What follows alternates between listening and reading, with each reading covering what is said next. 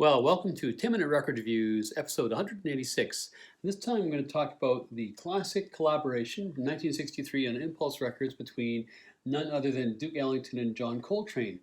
What I have here is an original Japanese pressing from the same year in stereo, which means no nice gatefold jacket, no classy black and orange spine. It's a weird turquoise spine, but it does mean that, as with almost all records stored by Japanese collectors, it's in amazing shape and it sounds fantastic.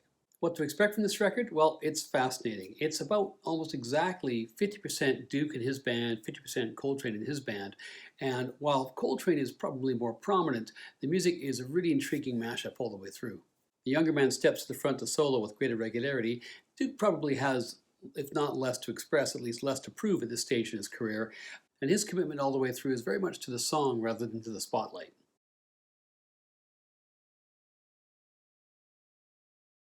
This record has made it kind of a paradoxical moment in Coltrane's relatively short recording career, where despite the fact that he's entering in probably his most creative and historically remarked on period, he's under a lot of pressure both from critics and also slightly from his label. By this point in 1962, Coltrane had now formed his now famous quartet with McCoy Tyner, Jimmy Garrison, and Elvin Jones. The first record that quartet had all played on was a live album recorded in 1961, which was actually a bit of a transitional record because it featured Coltrane's former bassist Reggie Workman and also included the altoist Eric Dolphy. That album, of course, was live at the Village Vanguard. In 1961, Coltrane had been playing with a quintet, including Eric Dolphy. The music those two players were leading the quintet through was increasingly avant-garde and was attracting a fair amount of ire from the critics, or at least the conservative critics, of which there were plenty. On hearing that version of Coltrane's band, the downbeat critic John Tynan famously in October '61 called it musical nonsense and anti-jazz.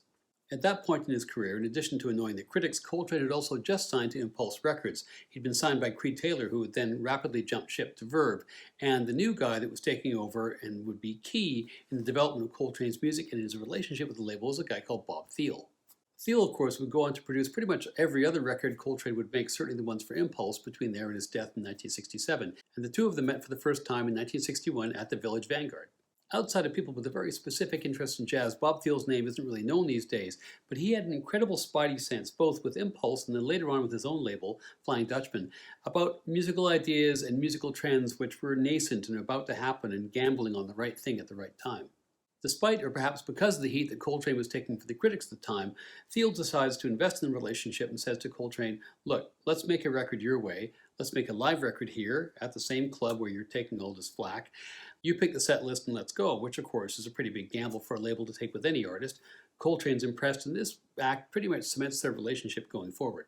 That album, Live at the Village Vanguard, is a fantastic album. It has this amazing version, a long version of Chasing the Train.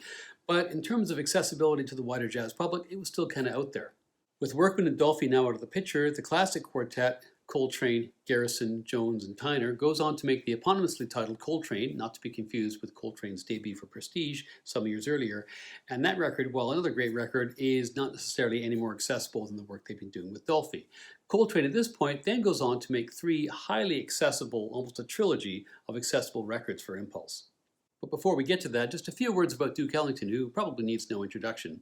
Duke's career stretched from World War I to 1974, and for much of that time he led what was widely regarded as the best orchestrated band in jazz, through the evolution of a whole bunch of different styles. He worked with, mentored, or otherwise spurred the careers of many brilliant players in their own right, people like Johnny Hodges, and notwithstanding the barriers which still existed for black Americans when this record was made, was basically the dean of American popular music. A giant of 20th century jazz both pre- and post-war, by 1962, Duke's best days were probably behind him, and he didn't actually at that point have a recording contract, but he did still have a touring band. With nothing to prove at this stage of his career, he was, however, interested in collaborations. He had previously, just about a week before this record actually, done the record Money Jungle, a great record, and that's done with Charles Mingus and Max Roach, apparently quite a feisty session too, because Mingus, of course, had worked for Ellington for all of 4 days at one point, had been fired from the band for fighting with another band member. Anyway, at some point, the whole tenor of that particular session begins to go south, and I guess Mingus storms out. Ellington has to go chasing him down the street and bringing him back into the studio, and so on. Anyway, that gets made. And prior to that, Ellington had done another collaboration for Impulse with the saxophonist Coleman Hawkins.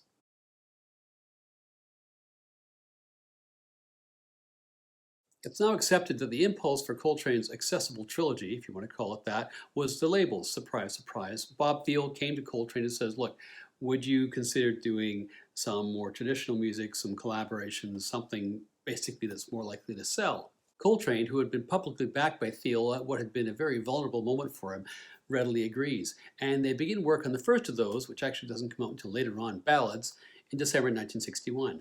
This record is made on September 26, 1962 at Rudy Van Gelder's studio in Englewood Cliffs, New Jersey. Bob Thiel is the producer. As I mentioned, it's made about a week after Money Jungle, and the lineup here is very democratically arranged. It is 50% Duke and his band, 50% Coltrane and his band. So you have Duke Ellington on piano, you have Coltrane on tenor sax and soprano sax. Bass is shared by Aaron Bell, who's Duke's bassist, and Jimmy Garrison, who's Coltrane's bassist, and the drums are handled either by Sam Woodyard, who is Duke's drummer, or by Elvin Jones. Duke Ellington and John Coltrane ends up getting released before Ballads, and of course there's one more in this trilogy to come, which is a collaboration that Coltrane engaged in with Johnny Hartman in the spring of 1963, released later that year.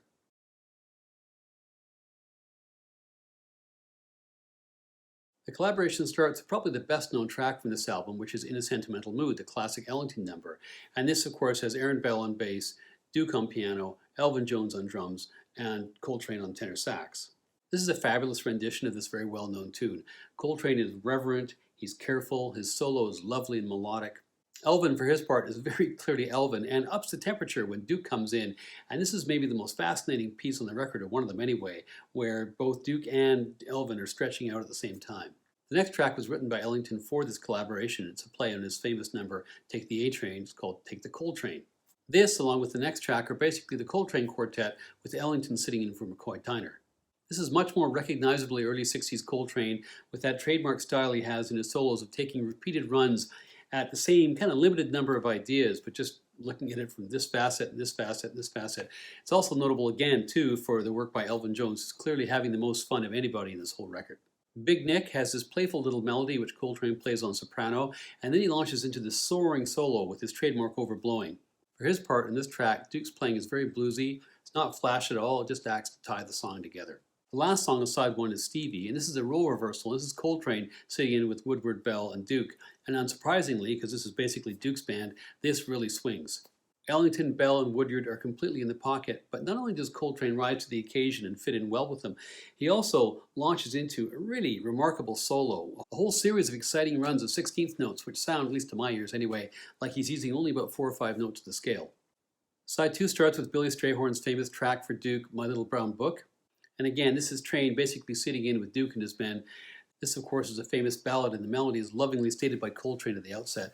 For his part, Duke, as in many other places on this record, is very much in less is more mode, but his trademark fills are still in evidence and adding all kinds of texture and color to this track.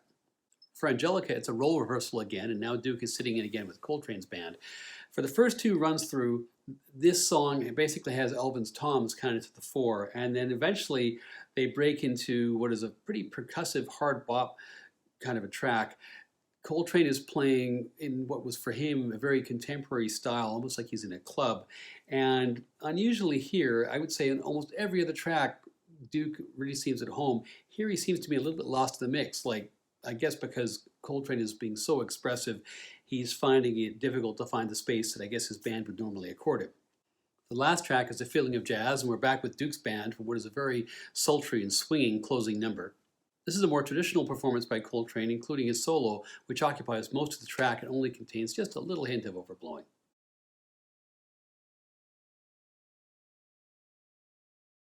This is a unique record in the catalog of both these artists. It's all about the tune for Duke, who, as I mentioned before, kind of has less to prove here. Coltrane is clearly inspired by the presence of Ellington, and he covers a lot more ground here than Duke does, moving fairly effortlessly from style to style. He's never disrespectful, though, and it's really fascinating to have him playing on this record at a time when absolute freedom of expression was very much the hallmark of what he was doing in the clubs. And I often find that Coltrane, under some kind of restraint, is almost more interesting to listen to than when there's a completely open field for him to extemporize. Overall, this is an engaging and historically fascinating record with top-notch playing end to end, and for me it's 5 out of 5.